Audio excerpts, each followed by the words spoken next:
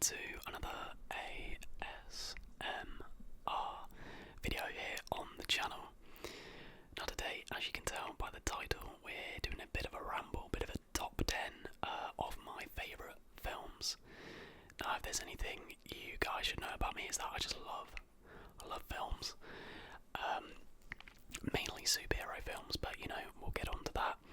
And I figured it would be, a fun video to just sit down and talk about my top 10 films. I've no doubt forgotten some because it's always when you're like put on the spot to name 10 is when you really struggle. So yeah, we got 10 films and another little bit at the end, but we'll get on to that. Let's not get ahead of ourselves.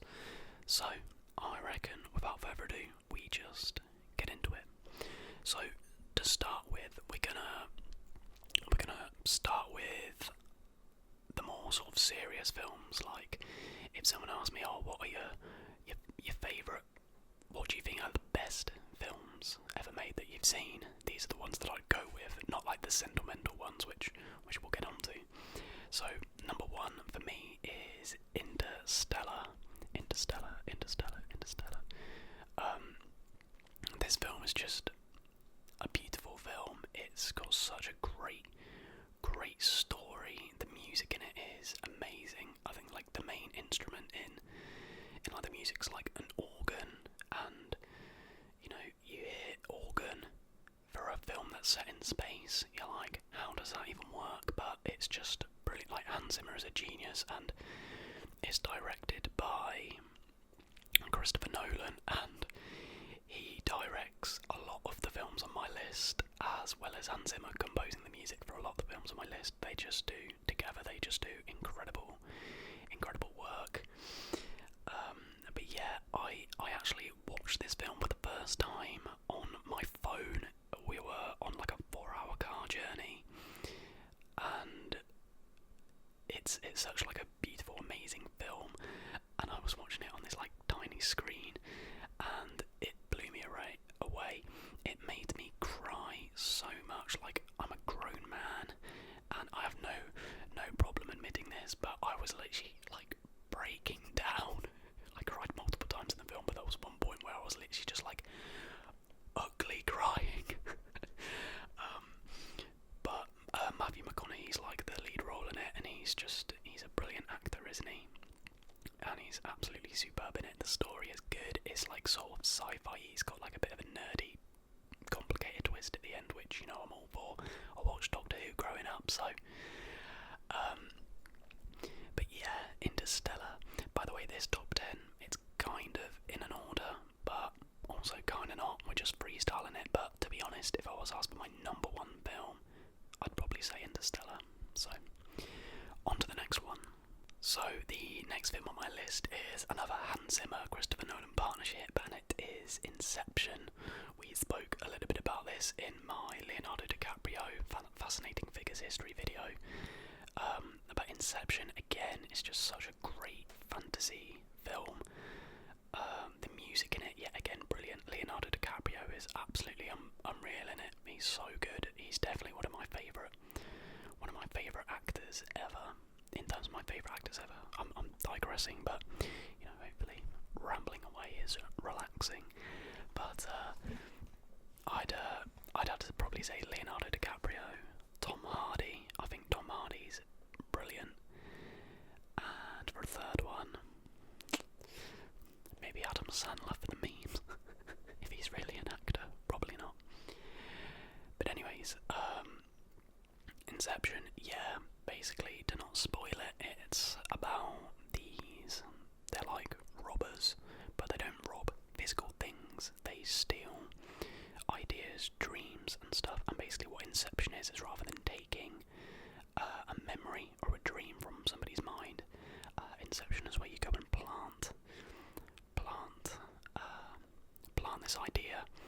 And basically the premise is they need to plant this idea in the target's mind, who is Cillian Murphy, another brilliant actor. But they need to do it without him realising it's happening. So they have to go in a dream. I think that's right. I think there's like 3 layers.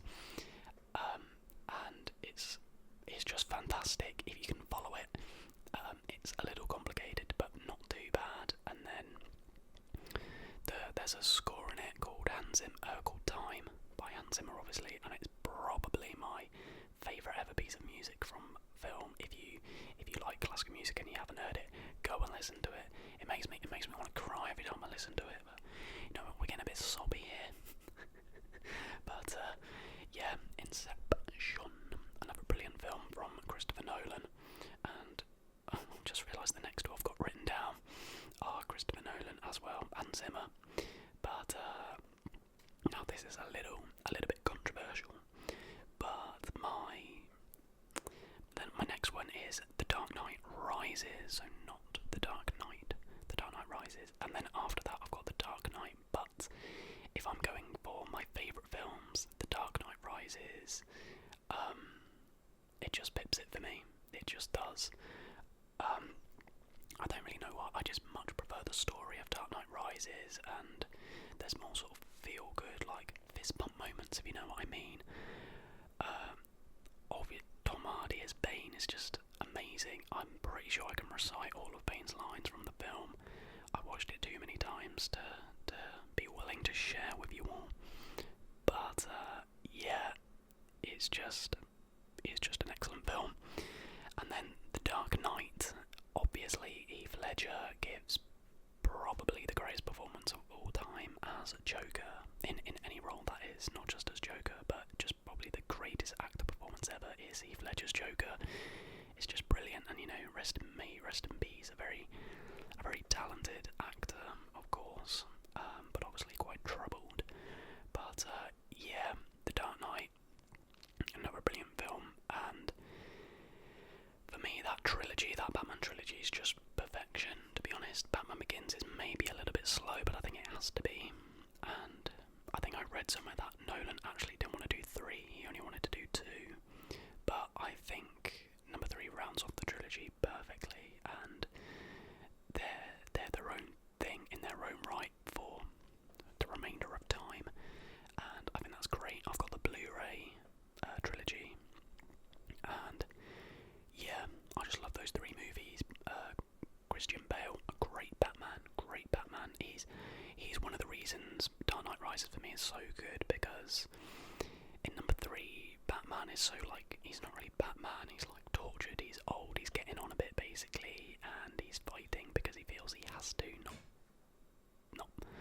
not because he has any like real desire to. So, and it's all about his sort of comeback, his journey. So I just really like that. So yeah, we've got Interstellar, Inception, The Dark Knight Rises, and The Dark Knight. And number 5 is not a Christopher Nolan film. Hey, it is Bohemian Rhapsody. Obviously a relatively recent film. This film basically explores the life of mainly Freddie Mercury, but just Queen and the rise of Queen. It's a brilliant biopic film. The music in it is great. I think I'm right in saying they used a mixture of Freddie Mercury's vocals mixed with Rami Malek's voice as well, and it's just brilliant. It's really, really well done. I'm just a massive fan of Queen's music, so that's probably why it makes my top 10 for me. Just the sort of nostalgia, because I listened to it a lot growing up, and they're still absolute bangers. Like Bohemian Rhapsody is a great song, but I feel like with Bohemian Rhapsody, it's kind of like Marmite. You either love it or hate it. You either find it amazing, an amazing piece of genius, or just really bloody weird. And I can see both sides, to be fair. But yeah, it's really good, and I believe Rami Malek did win an Oscar for his performance, and rightly so. He's very, very good. Ultimately, it's a very, very sad story of Freddie Mercury. But yeah, Bohemian Rhapsody is my 5th out of my top 10.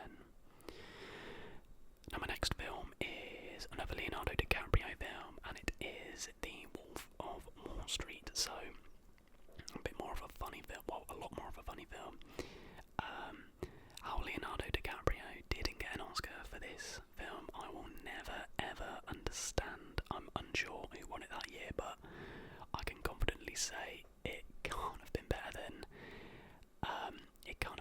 as DiCaprio playing Jordan Belfort, The Wolf of Wall Street. It's an outrageous film, but it's just got such a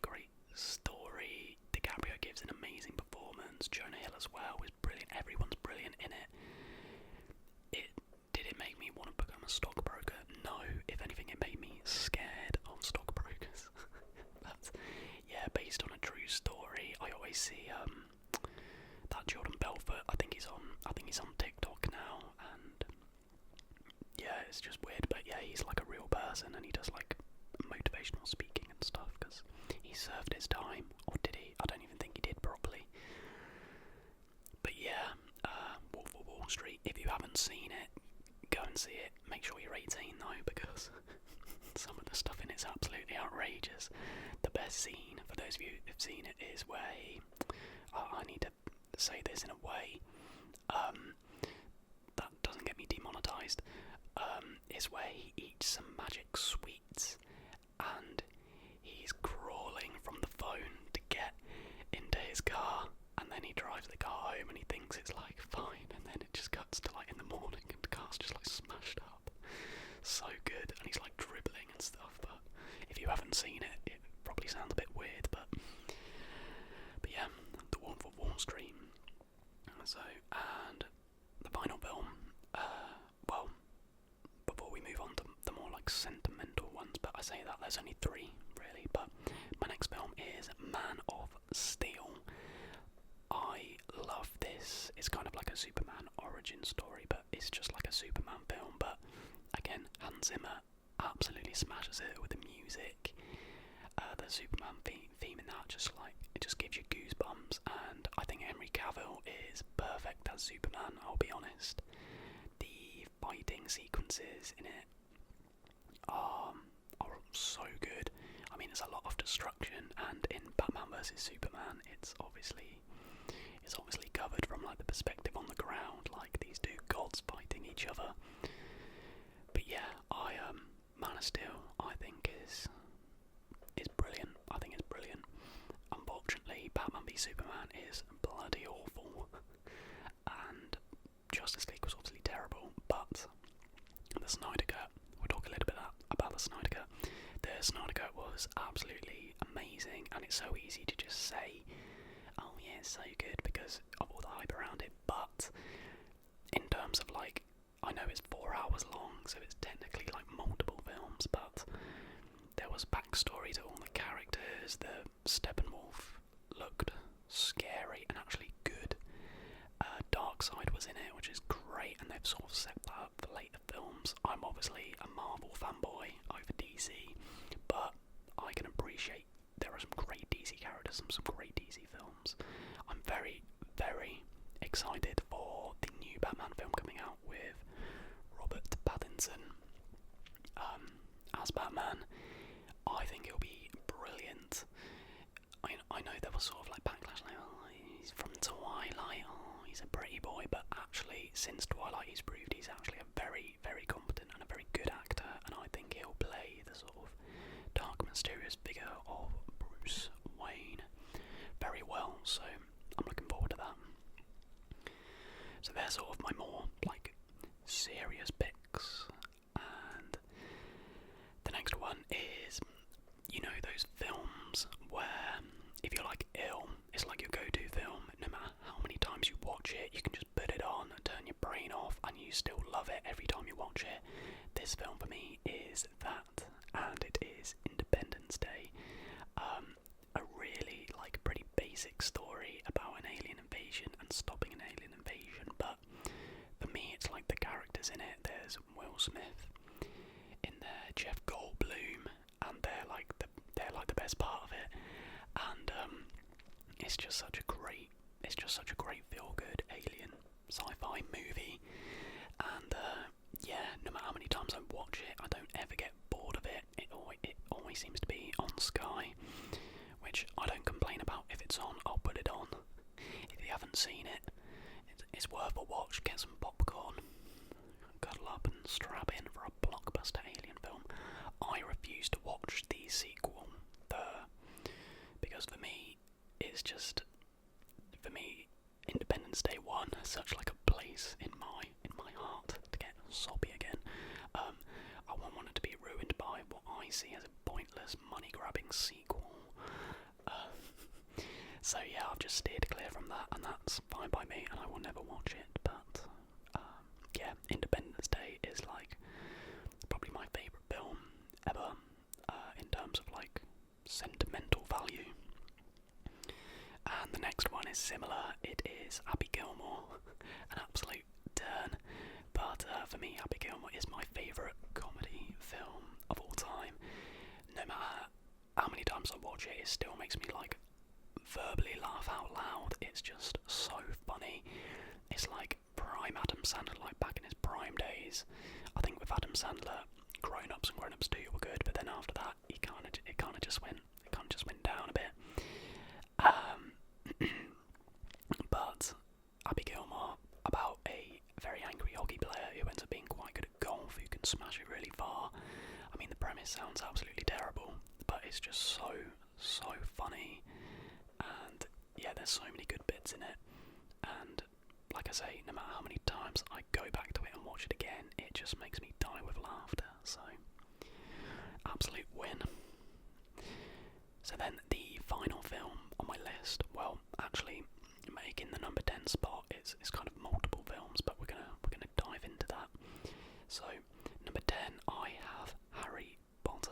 Now obviously there's 8 Harry Potter films, seven books, but yeah, I absolutely love Harry Potter. And in terms of what my favourite ones are, number 1 favourite film is got to be Goblet of Fire, then I think Deathly Hallows Part 2, then Order of the Phoenix. I think they're my top 3. Chamber of Secrets is also good. To me, Philosopher's Stone is probably the worst one. Deathly Hallows Part 1's a bit dragged out, but there's still some good bits in it. But yeah, I'm a massive fan of Harry Potter. I've been to, what's it called? Is it just called Harry Potter World? Yeah, and that was amazing. And yeah, again, those films will be timeless, and they never get old, and they never get boring watching them. And luckily, I mean, the effects in the first couple are pretty terrible, but in, you know, the latter ones, like Order of the Phoenix onwards, like the spells, effects and stuff, like still hold up today, and they probably will. They'll stand the test of time. So yeah, number 10 is the Harry Potter franchise. So that does complete my top 10 films, but we're not done there. As I mentioned, I'm a massive Marvel fan, a massive MCU fan, and I figured, I mean, loads of those Marvel films could have made it into my top 10, but I figured, you know what, let's just give them their own little list. So if you're not a Marvel fan, feel free to switch off, or, you know, hopefully you're falling asleep. This might bore you more and you might be able to fall asleep a little bit better. But my top 5 Marvel films are: number 1, Thor Ragnarok. Ragnarok for me is just the perfect Marvel film. It's where they really established Thor's character, because Thor 1 and 2 are just horrible. And Ragnarok, they made it funny. It's a real funny Marvel film. Again, makes you laugh out loud. Korg is just a legend in it. But also the fight scenes in it are amazing, like where Thor has his premonition and then comes down and realises he doesn't need his hammer. Like the fight scene on the bridge is just so good, and for me, yeah, it's my favourite Marvel film. And it's followed closely in number 2 spot by Infinity War. Infinity War for me is just so good, and it's good because it looks like it's been like shot a little different to the other Marvel films. It's a bit grainier, and obviously the main character in it is Thanos. Like, I think he has the most screen time out of everyone, and I love that. I loved that throughout the whole MCU, Thanos was sort of like teased, and then this was very much his film, him collecting the stones, and Josh Brolin did such a good job of portraying that, a big purple alien. But yeah, and then I'll never forget like how I felt when Thanos snapped and people started dusting away, and obviously where Peter Parker is like, I don't want to go. Oh, I was in absolute bits because I'm a big Spider-Man fanboy. But yeah, that's what I love about it though, that they literally had half the characters dust away, and then we had to wait a year for the next film. Like, it was just so good, and I knew there was going to be a part 2, but I didn't realise they were going to go to that extent with it. And yeah, I'll never forget that feeling. And for me, it's very close to Ragnarok. But if I'm gonna just like sit down and put on a Marvel film, I'll put on Ragnarok, because that's why it just beats Infinity War for me. And then number three is Endgame. Obviously, there might be a little bit of recency bias there, but it is just brilliant, isn't it? It rounded off everything perfectly. That portal scene is it's probably the best scene in the MCU, and probably one of the greatest scenes in cinematic history. Just in anything, it's just so good. And yeah, me and my girlfriend went to the midnight premiere because I could not risk seeing any spoilers, and boy was I glad, because little story time. One of my friends in my group chat, he doesn't even like Marvel films, but despite another member in my friend group who likes Marvel films, he went and googled who died and then put it in the chat, and it's fair to say my friend was not happy. I still can't believe he did that, but yeah, that was a really great experience, like staying up till like midnight, and we literally didn't go to bed till like 3:30, 4, because obviously it's like a 3-hour film, but just a brilliant film. And yeah, tied up everything nicely. Obviously cried a lot. I think I cried like 3 or 4 times. And I've just realised, instead of it's come back now, I don't know how long that's been going on for, but I just realised there was an ad playing over my meant to be relaxing space background, so that's not ideal. But anyways, number 4 in my top 5 MCU films is Guardians of the Galaxy. Number 1, and for me, I knew nothing about Guardians of the Galaxy going into the film, but it's just so funny, and that was really like the first one to like set the trend for like comedy in Marvel films. And you know, the whole cast is just brilliant. There is a Guardians 3 coming out soon, and I think it might have Thor in it, or the Guardians are in Thor 4 or whatever, vice versa. But yeah, Guardians 1 is just so good. Guardians 2 is good as well. I love Baby Groot. I want a Baby Groot. But yeah, Guardians 1 is just better for me. And then the final film in my top 5 Marvel films is Spider-Man Far From Home. The visual effects in this are just brilliant. The scene with the Peter Dinklage, where he shuts his eyes and fights the drones, is just one of my favourite ever MCU scenes. Jake Gyllenhaal is so good as Mysterio. I really hope he's not dead, because I'd love to see him on screen again in the future. I'm hoping we're going to get Sinister 6 soon. And I am so excited for Spider-Man No Way Home. I'm really hoping we're getting Tobey Maguire and Andrew Garfield's Spider-Man in it. That would be amazing. I mean, I'm pretty sure like Jamie Foxx's Electro and Willem Dafoe's Green Goblin are like confirmed, so I'm gonna have to go to the midnight premiere of that, because that is the kind of film where you can't risk spoilers. You just can't. But yeah, that should be super fun. I loved Andrew Garfield's Spider-Man. Like, say what you want about the films, but I actually quite like them. Obviously, they all look super old, but that's the problem for Tobey Maguire's as well. But I actually really enjoyed those 2 films, and was sad there wasn't like a trilogy.